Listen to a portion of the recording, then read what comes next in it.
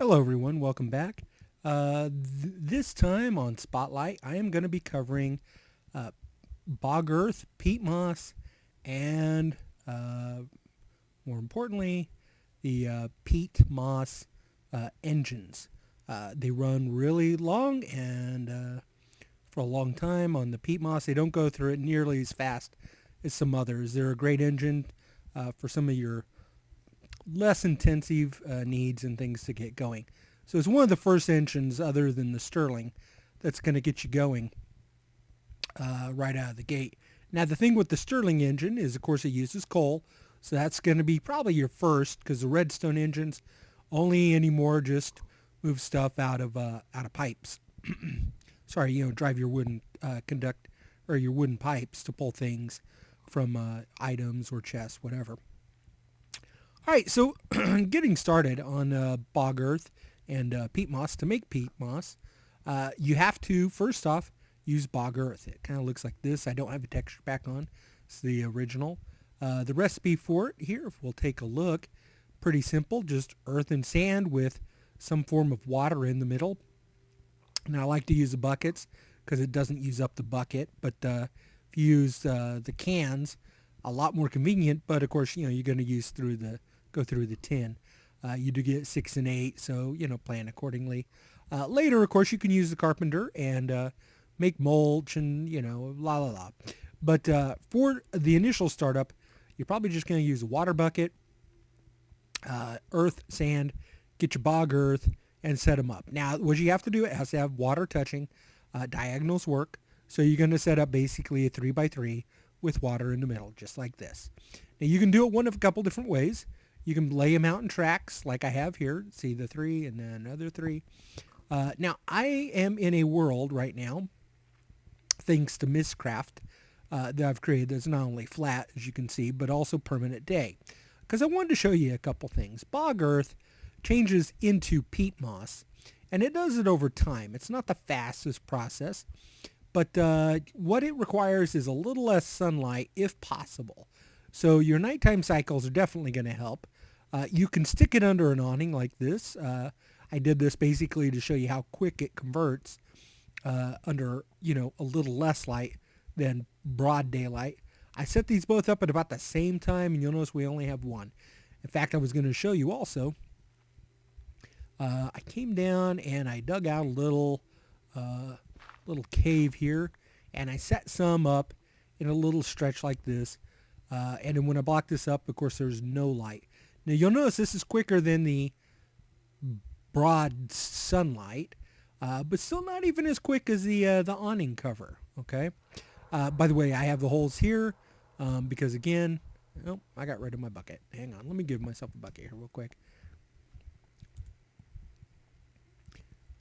Okay, so I have those here because when you're setting up, that way you can move these out like this. Just quickly, just shuffle the water around, and then come in and cut these out. Because, of course, they're all going to turn, and then you're going to be good to go. Now, I should mention, since we're talking about cutting out the peat moss, the best way to cut these out is actually with a sword. You can use pretty much anything, including just your hand. It goes fairly quick, as you can see. I got one peat moss there. And then I should probably replace this with a bog earth. Let that continue on, percolating, as they say. As I say. How's that? All right. Hey, look, while we were down there, now we've got 2, but you'll notice substantially more here. The other thing I was going to show you that my trusty pig is guarding for me clearly is Forestry. First off, we've got a couple things here. This first one is the Peat Bog. This is what does the initial setup. You put your bog earth here. It outputs earth as it changes around.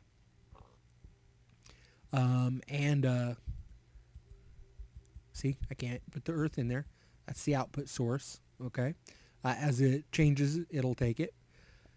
And you can just run this initially. You can use a Stirling engine, run on coal to get it set up like this. Now don't use a lever though. Don't leave it running because this thing will just chug along the whole time, and you'll notice it takes bloody forever for this stuff to turn sometimes. Now I have the a chest here, so the output here will go straight into the chest. That does not pull the bog earth in. I'd have to feed that with a pipe. And then this one here, okay, is, let me find it for you here. It's the one that harvests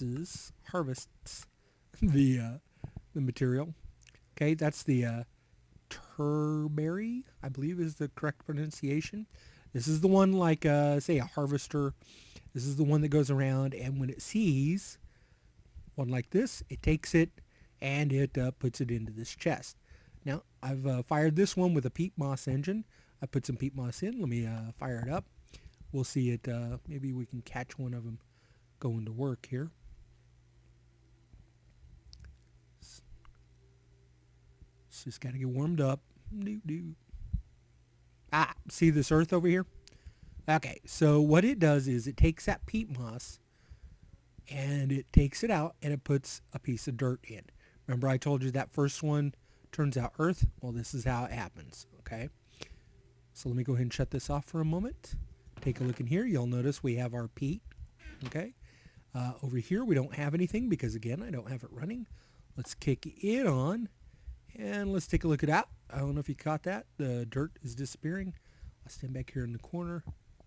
See how the dirt is disappearing and it's being replaced by bog earth. So again, this is the automated process. This is not what's going to happen right out of the gate. There's that dirt, I told you.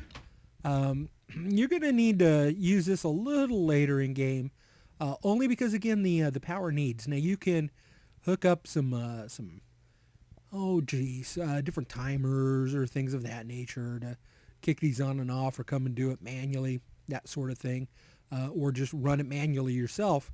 Initially, you are going to need to do some just to get you some of the the peat right out of the gate.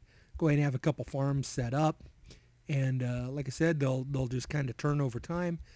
This will really cut down on your coal usage initially, because again, you'll blow through that coal, and peat is great because, again, it burns for a long time at a very slow rate, and that is your first step into forestry and into even, again, buildcraft, because those engines are interchangeable with all the other engines. They, again, like a Stirling, they don't put out a lot, but they're nice because they're very economical.